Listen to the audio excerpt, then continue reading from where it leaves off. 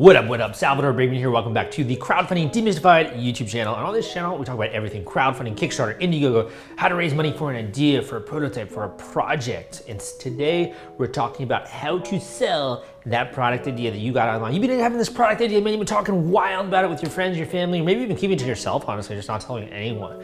I want to share with you, step by step, how do you sell this online? And literally at the end of this video, everything you've been wondering is going to be unlocked and explained to you. The mystery is going to be demystified, and it's coming up right after this.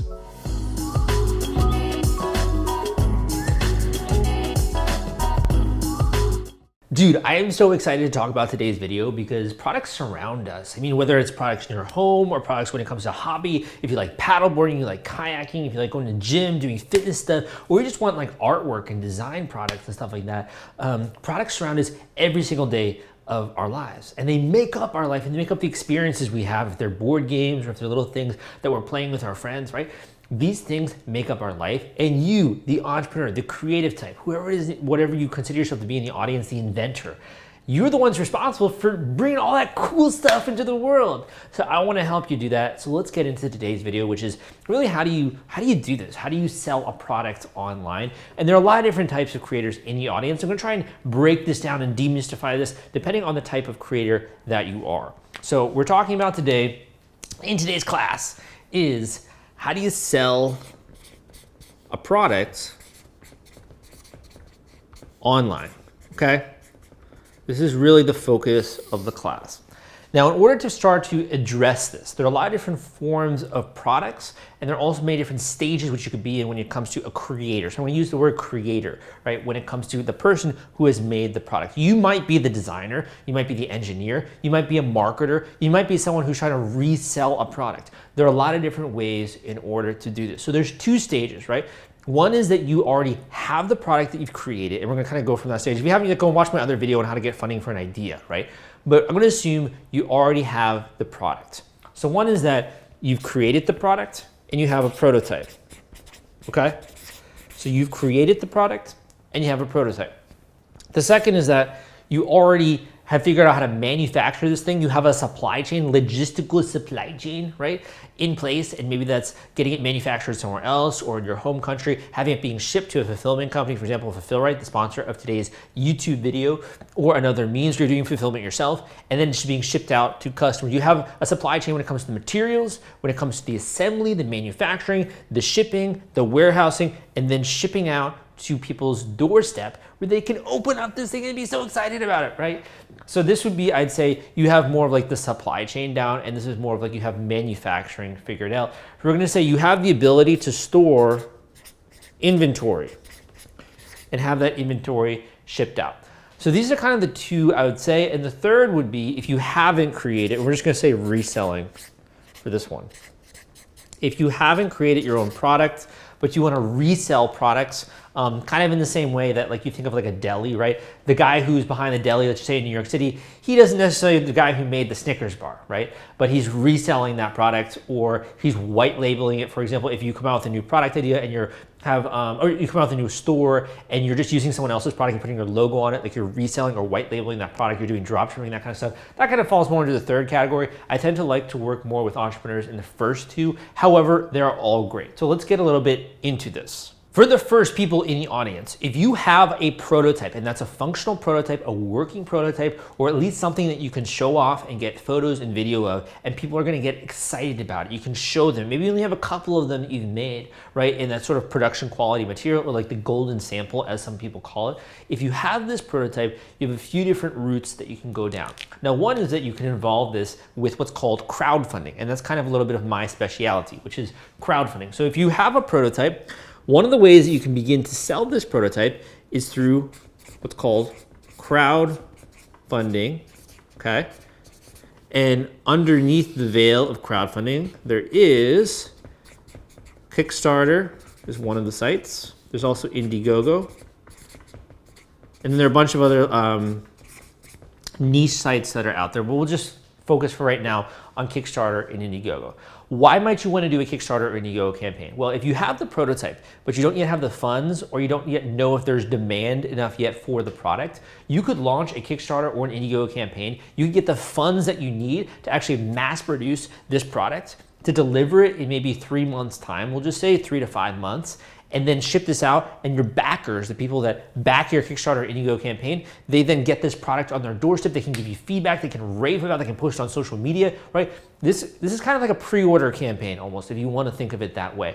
Crowdfunding is incredible if you're in that prototype stage and you're like, I just don't know if I should go forward with this. I want funding. I need to know that people want this thing to exist. I need to get revenue from my business, and I need to then figure out after that fact the supply chain and more of like the larger scale manufacturing, or you're thinking about injection molding and you're looking to raise more money for your business that way. So I definitely would say if you're in the prototype stage, this is typically a good fit for Kickstarter, Indiegogo, and this is how you will begin to sell the product online.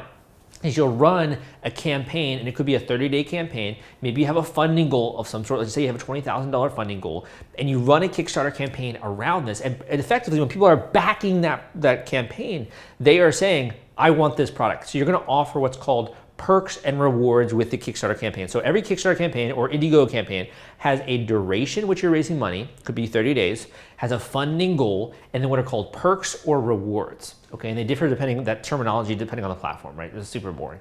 But you have perks and rewards. And these are what you're offering people when they become a backer of your projects. So for example, if you're running an Indiegogo campaign, let's just say, and you're offering this design product or this physical thing that you've made, one of your perks might be that people get to own that product, or a package of these products, or other ones, expanded functionality if you're have many different products you're trying to sell. So you can sell your product online using Kickstarter, Indiegogo. You get backers, people that are backing your project, and then at a certain point in time, and that could be delayed, you then have to deliver those products, manufacture them, get them made, deliver them into the hands of those backers and those buyers. So this is the first way to sell your product online, is to run a crowdfunding campaign. This is best for people that have created their own products, who have a prototype and would like to really make a bang, and not only when it comes to just selling, but also get social proof, which is a huge marketing thing, getting credibility, getting media write-ups, building a social media from scratch. I've done that for many clients over the years. This is something that if you take seriously, can really launch your entire brand and your entire business. However, you cannot resell products using Indiegogo or Kickstarter.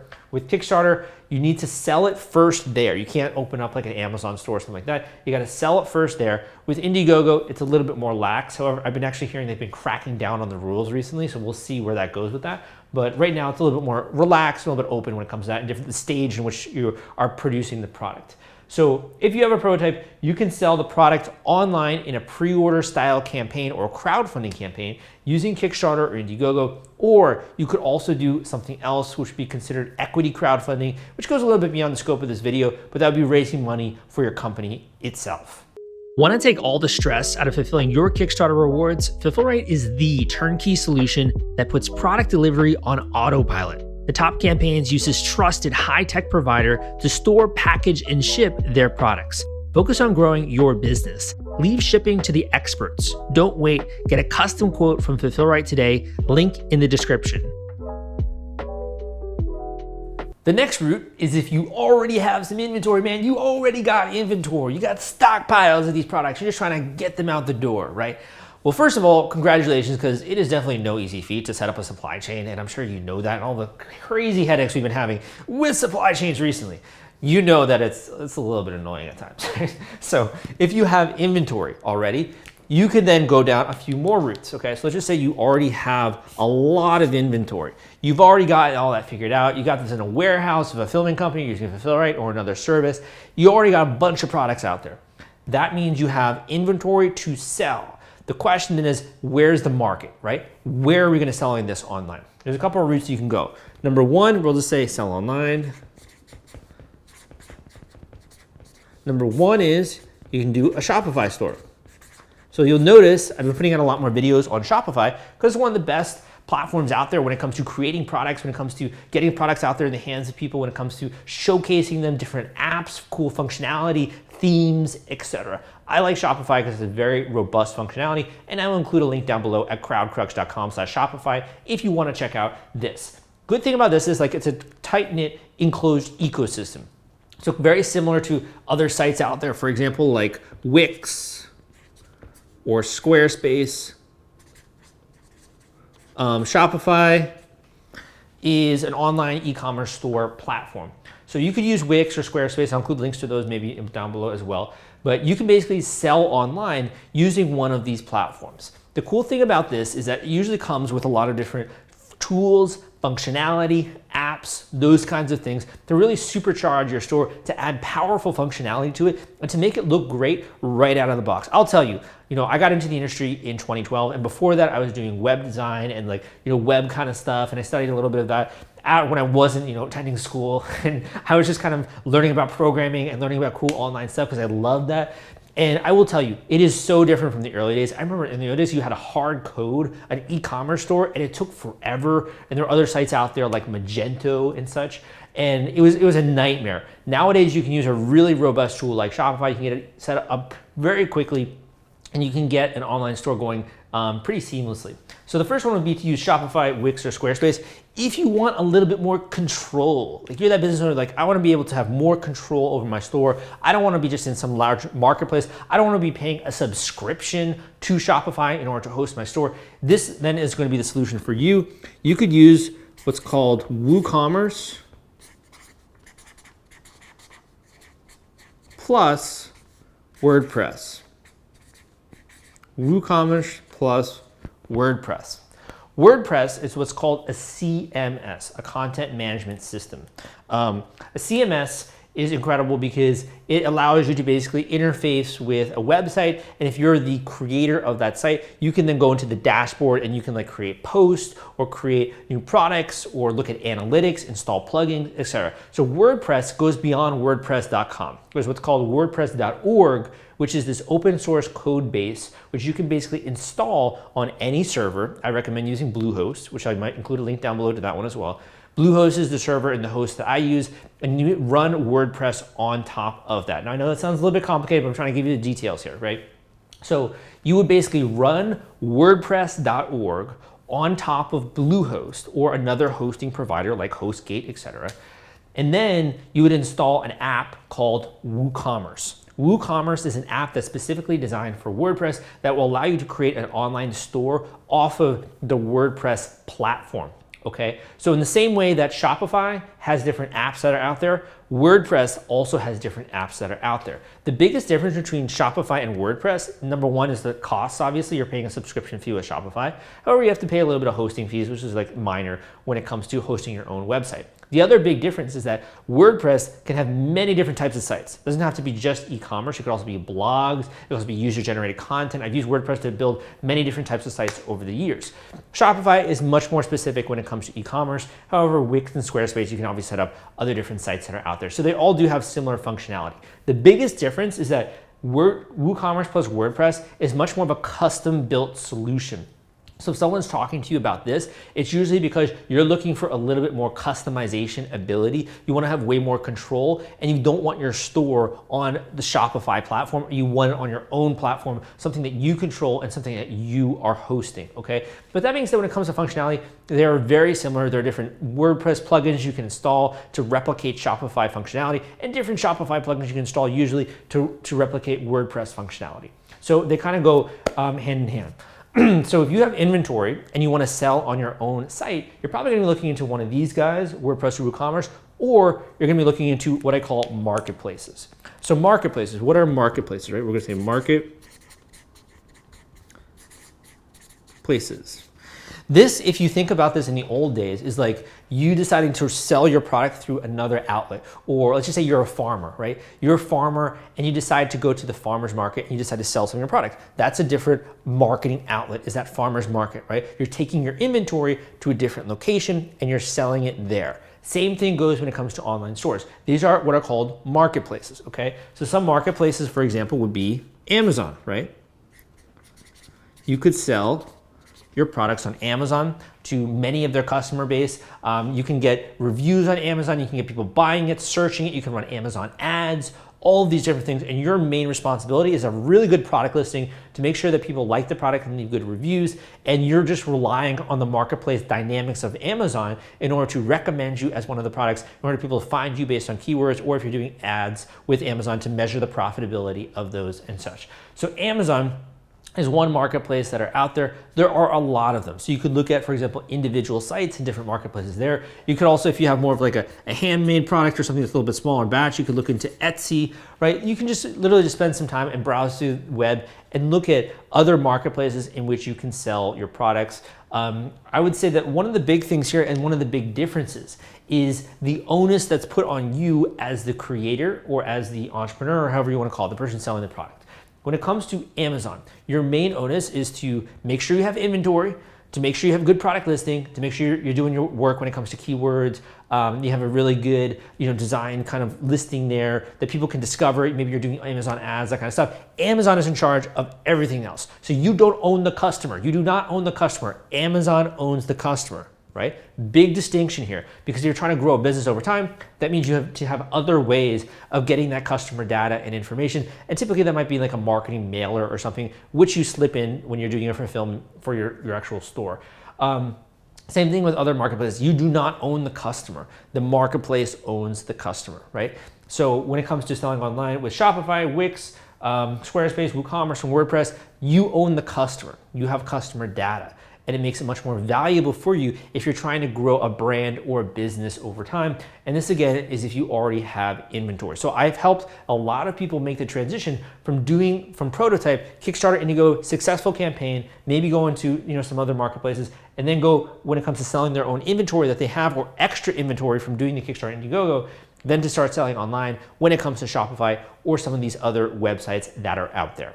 The final way in which you can sell a product online, and there are obviously some offbeat reasons. I'm just kind of making giving your attention to the major three ones that I notice, would be reselling. So reselling is that you have inventory, either you are holding inventory, so we'll say you have inventory would be one, or someone else has inventory, okay?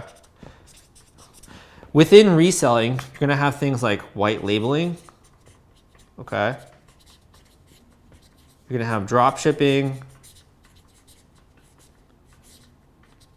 and you're gonna have retail. Or you making a deal with the product creator to sell it on their behalf. For example, there are people out there, and I've worked with creators who have done this, where they work with someone else who's like, I'm gonna sell your product in Asia, or I'm gonna sell your product on Amazon. I want the rights to be able to do that. The creator's like, okay, you have to buy this amount of inventory. The creator then sells that inventory to that individual, and that individual is then tasked with selling that inventory. They're more of a marketer, okay? Same thing goes when it comes to white labeling. You're not creating the product. You're not even handling the manufacturing of the product. All that you're doing is putting your brand name on that product and then reselling it for a profit, right? So you're in charge of holding inventory potentially, or if you're not holding inventory, maybe just drop shipping immediately, right? The main difference here is that when it comes to the first two, your role is basically to figure out supply chain, to figure out design, to figure out the next iteration of the product, to handle marketing, all that kind of stuff. It can be a mega business. When it comes to reselling, your main role is marketing. You are a marketer. That's like the bread and butter, what your skill set should be and what you should learn about. You don't have to know as much when it comes to the actual product and figuring that out and figuring out what the next thing you're gonna sell. And here's the other thing. If you do have, and you're selling a couple of different products, for example, on Amazon, you might then think about a certain category that you're going after, or a certain type of product when it comes to the MSRP, when it comes to the complications when it comes to electronics, or something that's very easy to ship, right? You might be thinking a little bit more under those lines versus what is the next pain point I'm going to solve for the customer. You're more so looking at what are the major trends? What am I trying to sell next? What are people looking and hungry for? What are the products that have the least complications that I could sell? You're thinking much more from making money quickly, making money when it comes to marketing. How do I get, explode this out there? How do I make sure I dominate listings for a certain period of time? Great thing about this is that if you are just a marketer, it's a little bit easier to get started. Downside is it doesn't have a lot of longevity in this practice. First two, it does take time to get started, but also Rome was not built in a day, and great things sometimes take time. So I hope that this at least gave you a little bit of a basic overview when it comes to how do you sell a product online. What I want to leave you with is sort of the first step or the first pillar which you got to attack when it comes to this, is that you have to decide that this is something that is going to be important for you. You have to decide that you are serious about this, man, that this is something that you want to do. And I know that sounds kind of silly, but until we really decide something, it's not going to happen. Think about that. Until you really decide, until you make the decision that this is going to happen, things don't happen in your life, man. You know, you can maybe want something. It could be cool to have something. It could be so freaking amazing. But until you make that decision that no matter what, I'm going to persist with this idea or with this product, or really just taking action for the next 3 months, maybe even the next 6 months if I have to, this is not going to exist in the world. If you want this to exist, you need to really sink your teeth in, to get a little bit gritty, to be willing to go into the trenches and say, I'm going to make this happen. And I'm going to do it for a sustained period of time. And I'm just going to stay consistent with it, right? I'm going to keep making progress. I'm going to keep learning. I'm going to keep plowing my resources into this because I believe in it, because I believe in the idea. And as you go through this process, you're going to have different points. You're going to have different ups and downs. But the most important thing is how you grow as a creator in the process. Because I'll tell you, I have creators who, do one product and it did great. And they're like, I want to do another one. And because of that skill set, it was very easy for them to come up with another product idea and to execute on that and to build a whole nother business around that. So this is about more than just one product. This is about you, your life, your future, your skill set, and building all of that up so you can execute on a level that you want to. You know how they say there are levels to this, right? Well, it takes time to climb the ladder, but once you're up there, you have these skills for life. If you do nothing else, dedicate yourself to learning a little bit more about this subject. Number one, go and check out some of my videos out there when it comes to Shopify, e-commerce, Kickstarter, Indiegogo. Go and check those out. If you haven't yet and you want to talk about how this could relate for you, book a one-on-one coaching call with me. My link is crowdcrux.com/coaching. I'll include a link down below and you can book a one-on-one individual coaching call with me. You can talk about your goals, what you're trying to accomplish, how to get there the fastest, and make sure that you have everything at your disposal to make this successful. And finally, if you haven't yet, hit that subscribe button. Thank you so much, man. Hope you have a good day, and I'll see you next time.